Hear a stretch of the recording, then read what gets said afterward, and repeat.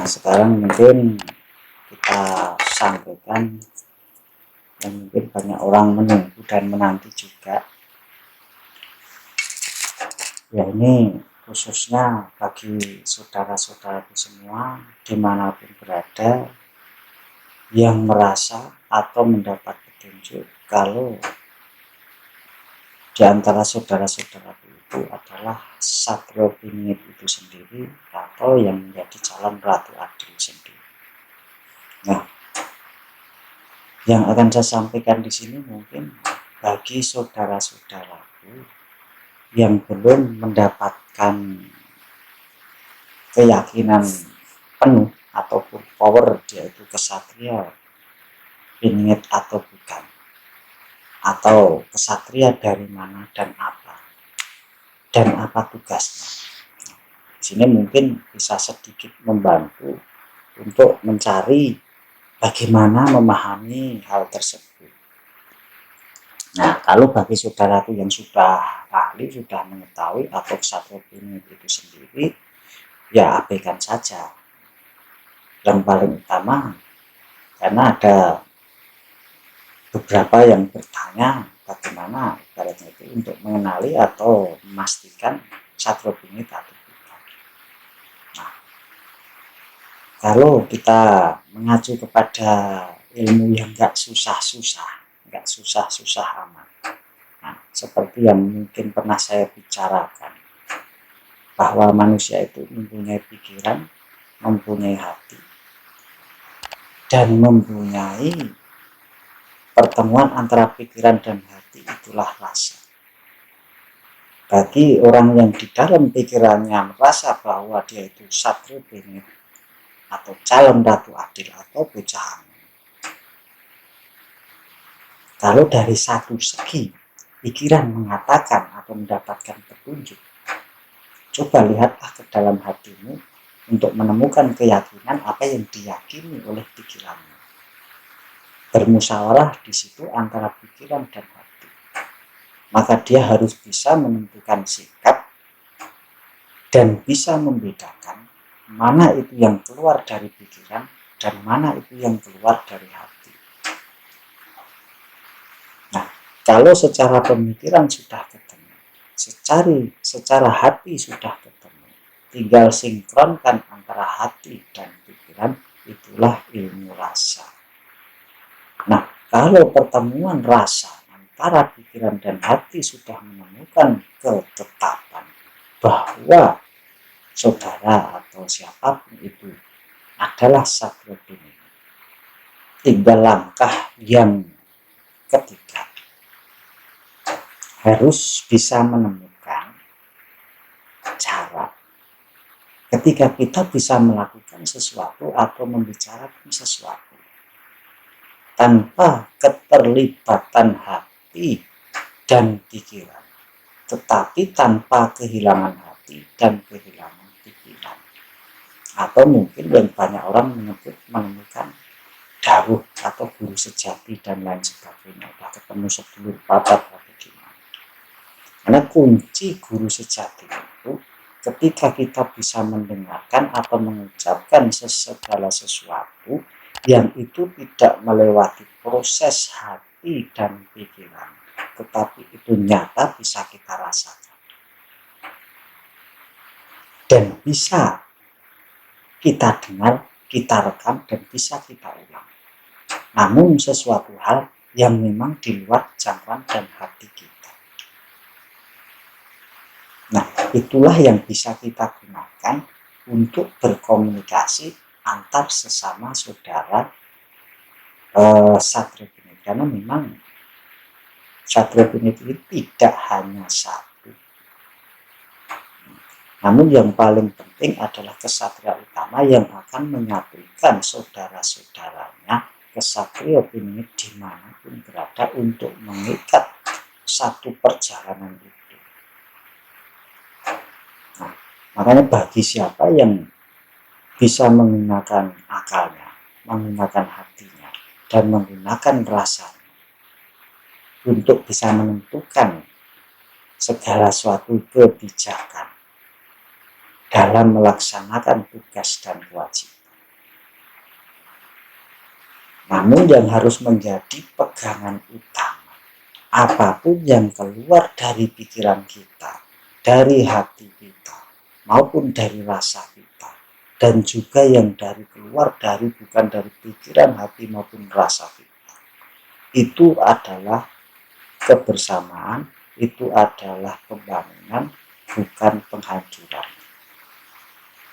Baik kehancuran fisik, kehancuran spiritual, kehancuran peradaban, kehancuran alam, dan lain sebagainya. Karena kunci kebenaran ilahi itu adalah kemakmuran utuh. Tidak ada yang dirugikan, tidak ada yang merugikan, semuanya saling menguntungkan. Tidak membeda-bedakan apapun dan siapapun. Dia sudah tidak berpikir negatif maupun positif. Dia tidak berat sebelah, namun dia bisa adil seadil-adilnya dengan menempatkan segala sesuatu pada tempatnya. Itulah keadilan. Ketika dia sudah tidak berpihak kepada kulit, kepada suku, kepada bangsa dan agama, namun dia berpihak kepada naluri ilahi, naluri kebaikan, bahwa dia diciptakan di dunia ini adalah untuk kemakmuran. Namun ketika kita masih ibarat itu mengatakan si A baik, si B jelek, bahwa itu baik, itu buruk, itu berarti masih ada sesuatu hal yang kurang pas yang ada di dalam diri kita. Karena kalau kita sudah menemukan kebenaran ilahi, bahwa segala sesuatu yang diciptakan Tuhan itu adalah kebaikan, cuman kita harus tahu kadar ukurannya masing-masing, jangan berlebihan. Karena apapun yang kita lakukan, sebaik apapun yang kita lakukan, kejelekan pasti mengiringi. Karena tidak ada yang sempurna, walaupun kita diciptakan sebagai makhluk yang sempurna, tetapi tidak ada manusia yang sempurna. Nah, cuman kita harus tahu kadar dan ukuran dari apapun itu yang berkaitan dengan yang kita hadapi. Umpamanya, apapun yang kita makan, sebaik apapun yang kita makan, pasti sebagian ada yang jadi kotoran. Baik itu kotoran yang padat maupun kotoran yang cair. Itu pasti. Dan kotoran itu bukan keburukan, karena itu harus terjadi. Dan itu harus disadari bahwa itu kodrat ilahi. Tidak ada manusia yang sempurna. Pasti ada kelemahan. Nah, ketika kita sudah bisa menyadari, ketika kita sudah bisa mengetahui bahwa apapun yang diciptakan oleh Tuhan di alam semesta ini adalah hak, adalah benar. Tidak ada kesalahan dalam penciptaan. Cuman tinggal ukuran kadarnya. Supaya kita itu bisa bersikap adil dalam mensikapi segala sesuatu.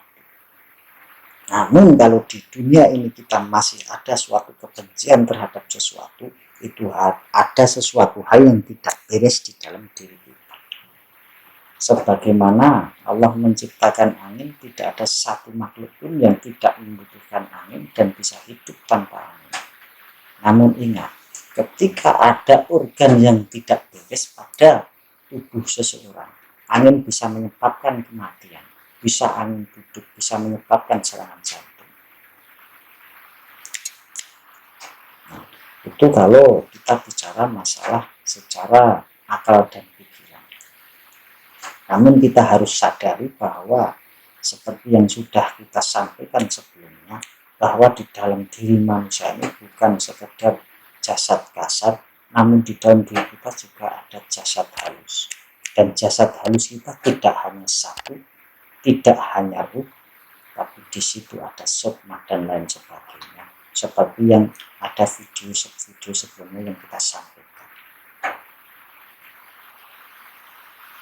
Nah, ingat, apapun yang diperintahkan pada tugas perjalanan akhir zaman ini, karena ini melibatkan raga.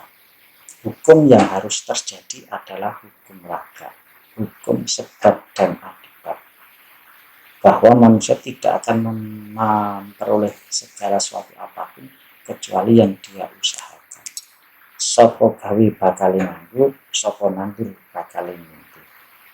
Nah, sebenarnya prinsip agama apapun, kalau kita heningkan cipta kita heningkan hati kita, semuanya itu adalah kesatuan utuh yang menuju ke satu titik, yaitu Sang Pencipta. Karena apapun yang turun di dunia ini adalah dari Sang Pencipta. Yang jadi masalah utama sebenarnya bukanlah ajaran agama. Yang jadi masalah utama adalah hati manusia tadi. Karena dari hati tadi, manusia itu kebanyakan terdoktrin kepada sesuatu hal atau satu atau dua hal. Yang paling utama adalah bahasa. Maka janganlah kita semua terjebak ke dalam bahasa. Nah, tapi kita harus bisa memaknai apapun bahasanya itu, kita usahakan, kita maknakan ke dalam bahasa yang kita mengerti dan kita pahami. Disitulah baru bisa kita temukan titik kebenaran sejati. Kita jangan fobia terhadap bahasa apapun. Yang terpenting adalah arti dari bahasa tersebut. Karena bahasa itu diibaratkan makanan. Kalau disebut makanan, nah, apapun yang bisa masuk, yang bisa dikonsumsi manusia itu adalah makanan. Jangan kita terjebak dalam suatu budaya. Budaya Jawa yang namanya makanan ya harus nasi. Tidak semua orang kenyang dengan nasi, tidak semua orang senang dengan nasi. Tapi pada intinya yang dibutuhkan adalah makanannya, bukan nama. Nah, kalau orang bisa menyadari itu semuanya, maka insya Allah dialah orang yang ditunjuk yang akan menyebarkan kemakmuran. Tapi kalau ada sesuatu hal yang ingin menjadikan segala sesuatu itu satu, baik itu agama, baik itu budaya apapun, berarti ada salah dalam pemahaman di situ. Nah, makanya dikatakan agama itu sudah utuh penuh diturunkan, tidak ada yang perlu diturunkan lagi. Yang perlu dikembalikan adalah cara pikir manusia bahwa segala sesuatu harus dilihat dari hati nurani, bukan dari bahasa, bukan dari pembicaraan. Nah, karena sumber kehancuran itu adalah kalau orang sudah menentukan kebenaran itu sendiri. Karena kebenaran mutlak dari Tuhan itu adalah menyeluruh global. Itulah kebenaran mutlak. Namun kebenaran keyakinan yang namanya manusia itu terbatas, tidak ada yang sempurna. Makanya diciptakan segala sesuatu yang diciptakan oleh Tuhan itu berunsur bulat, supaya kalau bulat itu dilihat dari manapun tetap akan bulat, maka disebut dengan kebulatan tekad. Makanya bumi bulat, langit bulat, bintang bulat, bulan bulat, mata bulat, supaya kita bisa belajar dari situ untuk menemukan kebulatan tekad. Untuk memandang segala sesuatu, kita harus coba dari berbagai sudut pandang, sehingga kita tidak terjebak oleh kebenaran semu yang diperlihatkan oleh mata kita, yang akan mempengaruhi oleh hati kita. Selama manusia masih terjebak dari sudut pandang, maka dia tidak akan pernah menemukan kebenaran yang sesungguhnya. Makanya kalau sedikit kita, bukan maksudnya mau sok ustad atau apa, kalau sedikit kita ambil bahwa Rasul Muhammad dalam mengambil inti keimanan itu berdasar kepada Nabiullah Ibrahim. Dialah bapak keimanan. Jadi Nabi sendiri mengikuti bagaimana keimanan Nabiullah Ibrahim. Maka di situ ada sholawat Ibrahim. Nah, kalau kita melihat ke sana, kita bisa lihat bahwa Nabiullah Ibrahim untuk menemukan Tuhannya bukan dari kitab suci, bukan dari firman Tuhan, bukan dari petunjuk Allah, tapi Nabiullah Ibrahim belajar sendiri bagaimana caranya untuk menemukan Tuhan. Jadi tidak ada guru, gurunya adalah hatinya sendiri dalam rangka mencari kebenaran Tuhan dengan melihat satu benda dan benda yang lain, melihat gunung, melihat laut, melihat matahari, melihat bulan, sampai dapat menyimpulkan bahwa penciptaan itu semua adalah Tuhan. Jadi pada prinsipnya, kalau kita mau mencari kebenaran Tuhan, jangan semata-mata dari pedoman kitab suci. Itu baik dan benar, namun belum menentukan kebenaran mutlak. Karena kebenaran mutlak kita harus memperhatikan segala sesuatu yang diciptakan Tuhan itu sendiri supaya kita bisa mengenali Tuhan. Tapi yang paling gampang, paling simpel untuk mengenali Tuhan, kenalilah dirimu sendiri, maka kamu akan mengenal Tuhan. Ya, kasarnya intinya kembali ke jati diri. Nah, bukan sok suci, bukan sok mengerti, ini sekedar apa yang ibaratnya berdasarkan selama ini yang sudah kita usahakan atau saya cari. Nah, seperti petunjuk atau ibaratnya yang sudah saya sampaikan, sebagaimana kakek moyang kita yang pertama kali diturunkan di dunia ini tidak membawa kitab suci, tidak membawa apapun, tapi kitab sucinya adalah badannya sendiri. Nah, mungkin selanjutnya, jangan kita terjebak sama yang namanya garis keturunan, darah biru, darah merah, darah putih, dan lain sebagainya. Keturunan Nabi, keturunan ini, jangan sampai terjebak itu semua.